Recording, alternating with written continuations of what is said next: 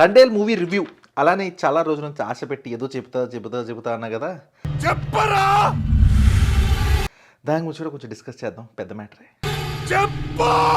Hello guys, ఒకటి బాల్పిచ్ వద్దు వద్దు వద్దు. ఇది కామన్. హలో గైస్ అంటే ఇదంతా కామన్. బుజ్జి తెల్లలారా, బుజ్జి తండ్రులారా, కొరికేస్తాం మిమ్మల్ని. సబ్స్క్రైబ్ చేయాలి మీరు. వద్దులేండి. ఇట్స్ నాట్ అబౌట్ యాస అది ఇది కాదు, కానీ ఈ సినిమాలో ఆ బుజ్జి తల్లి అన్నప్పుడు ఒక వైరల్ మ్యూజిక్ వస్తుంది. నాకైతే అదే ఫీలింగ్. బుజ్జి తెల్ల అంటారు, ఊగి అని చెప్పి ఏదో వైలిన్ సౌండ్ వస్తుంది. ఓకే, సినిమా గురించి కూడా మాట్లాడదాం మనం. పక్కన పెడితే మ్యాటర్ ఏంటి ఎందుకు చెప్పట్లేదు, ల్యాగ్ ఎందుకు చేస్తున్నారు, ల్యాగ్ చాలామంది చెప్తున్నారు.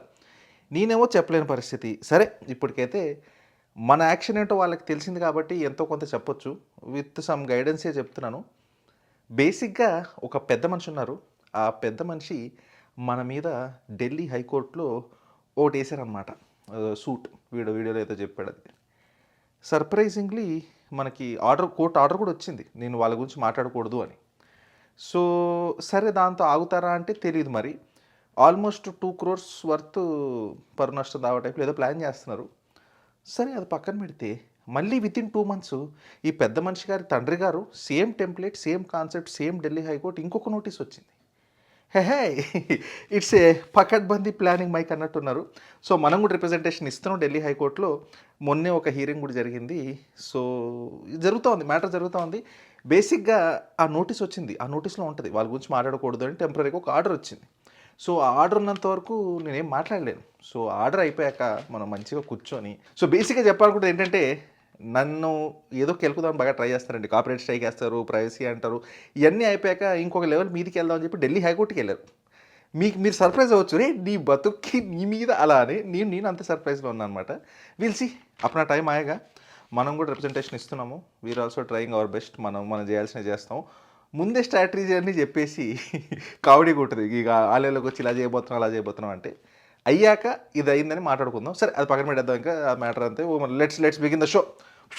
ఓకే, తండేల్ గురించి మాట్లాడుకుందాం మనం. తండేల్ మూవీ ఎలా ఉంది, రివ్యూ చెప్పు. సినిమా ఏంటంటే, మీకు ఏడుపు కొట్టు సినిమా అంటే ఏంటో తెలుసా? అరే క్యారే మియా బోలో అంటే కిస్కా హయ్య తుమ్కో ఇంతజారు మైహునా అని వస్తుంది తండేల్. అట్లుంటుంది సినిమా. అంతే, దాని మీద చెప్పలేనండి. ఎంత అది ఎట్లా అంటే, పిర్రని కటింగ్ ప్లేయర్తో పిండాలా, దాని మీద రక్తం పోయాలా, దాని మీద పెట్రోల్ పోసి కారం పెట్టి మంట పెట్టాలా అన్నట్టు. ఎంత how do get this creative thoughts అన్నట్టు ఉంటుంది.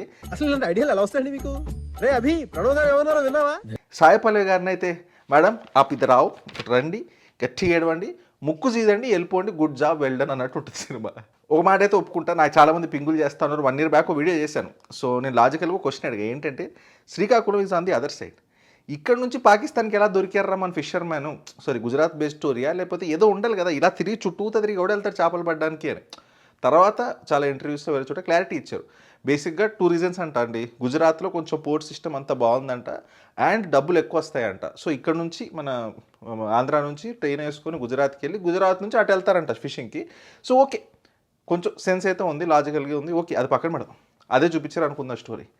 కానీ ఇప్పుడు తండేల్ అంటారు, డాడీ లైక్ సన్ అంటారు, లవ్ స్టోరీ అంటారు, వైజాగ్ సే గుజరాత్ అంటారు, గుజరాత్ పాకిస్తాన్ అంటారు, దేశభక్తి అంటారు, మళ్ళీ లవ్ అంటారు. ఈసాయి రెడ్డి అంటావు, ఎన్టీఆర్ అంటావు, మెగా ఫ్యామిలీ అంటావు, దీనికి ఏ సంబంధం పోసారంటావు. సో నాకు ఇక్కడ ఎందుకు ట్రాకులు మారుతూ ఉన్నాయి, ఒక్కొక్క ట్రాక్ ఎటెటో వెళ్ళిపోతూ ఉంది. ఆ కనెక్ట్ నాకు లేదు. ఒక ఫ్లోలో చూస్తున్నట్టు అనిపించట్లేదు. సీన్ ఆఫ్టర్ సీన్ కట్ అన్నట్టుంది. అలానే ఎమోషన్ నాకు ఎందుకు అసలు కనెక్ట్ లేదండి. నాకు సినిమా మొత్తంలో ఎమోషన్ ఏదన్నా ఫీల్ అయింది అంటే క్లైమాక్స్లో ఒక 2-3 minutes కొంచెం అరే పాపం బాధ ఓకే అలా అన్నట్టు అనిపించింది. కానీ మిగతా అంతా ఒరే ఆజాము లగెత్తరా సినిమా లగెత్తరా వెళ్ళండ్రా ముందుకి అన్నట్టు అనిపిస్తుంది.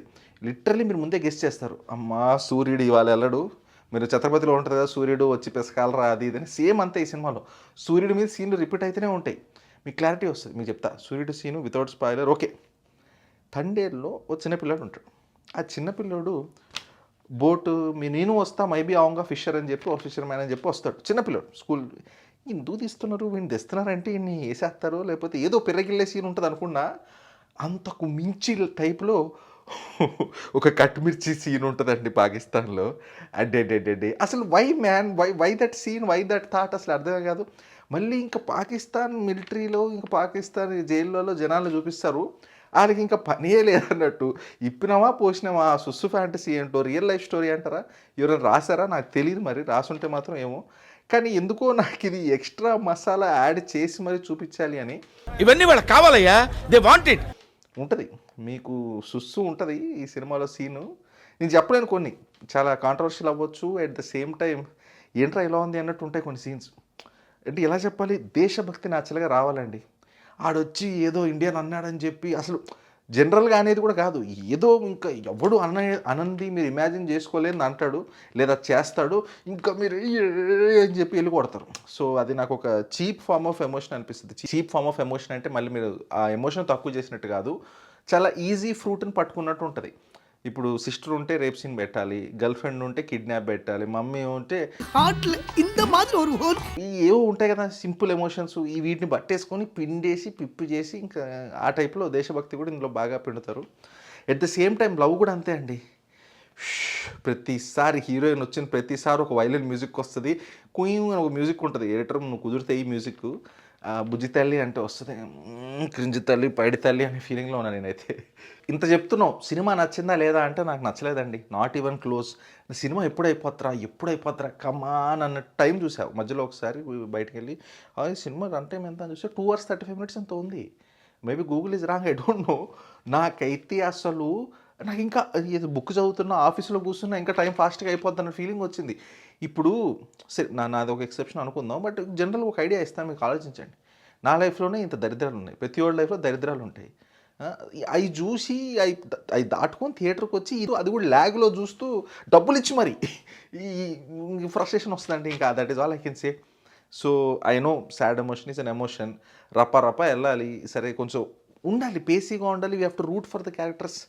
ఏమో that this movie specially first అది ఒక disclaimer, this movie is not my cup of tea. నేను ముందు కూడా చెప్పా, ఈ పిర్రగిల్లుతారని చెప్పి నాకు ముందే తెలిస్తే ఫ్రస్ట్రేషన్ వస్తుంది. అండ్ ఈ సినిమాలో ఈ స్పెసిఫిక్స్ ఎందుకులే కానీ ఏమండి ఈ డబ్బింగ్ విషయంలో కానీ ఆ యాస కానీ నాకు ఎందుకు న్యాచురల్గా అనిపించట్లా. ఓ క్యారెక్టర్ ఉంటుంది, I cannot reveal the plot, కానీ ఒక క్యారెక్టర్ ఉంటుంది, హీరోయిన్ పక్కనే తిరుగుతూ ఉంటాడు ఒకడు, సెకండ్ హాఫ్ అంతా చాలా ఫేమస్ యాక్టర్. ఆయన డబ్బింగ్ ఉంటుందండి, అసలు ఆయన మన యాక్టరే కాదు, తీసుకొచ్చి డబ్బింగ్ పెడతారు. ఆ యాసకి ఆయన ఇచ్చే లుక్ మూమెంట్కి వై మ్యాన్ మన వాళ్ళు ఎవరు దొరకలేదా, ఆర్ ఐ డోంట్ నో. ఇలాంటి యాసలు చేయాలంటే ఇప్పుడు పుష్పాలో బాగా చేస్తారండి, నాకు ఎక్కడ యాసలో తేడా కొట్ల, ఎవ్రీబడి ఇన్ ద మూవీ చాలా బాగా చేశారు అనిపిస్తుంది. ఇక్కడ that is what is missing. ఇంకా ఫైనల్లీ చెప్పేది ఏంటంటే 100 కోట్లు పెట్టారంట మూవీకి, 100 కోట్లు 100 crores. నాకైతే బట్ ఆనెస్ట్లీ కనిపించలేదండి. చాలా చోట్ల గ్రీన్ స్క్రీన్లు కానీ ఒక శివుడి దాని డాన్స్ సెటప్ ఉంటుంది, అది తెలిసిపోతుంది సెట్ అని. Why do we need that? ఏదైనా ఊర్లో గుడిలో సంథింగ్ యూ కెన్ డూ. లేదు, వాటర్ మీద ఒక బోట్ పెట్టి బోట్ మీద 100 డాన్సర్లు పెట్టి ఓకే చాలా గ్రాండ్ గా ఉంటుంది. అదే దాని గురించి డిస్కస్ చేస్తున్నాం.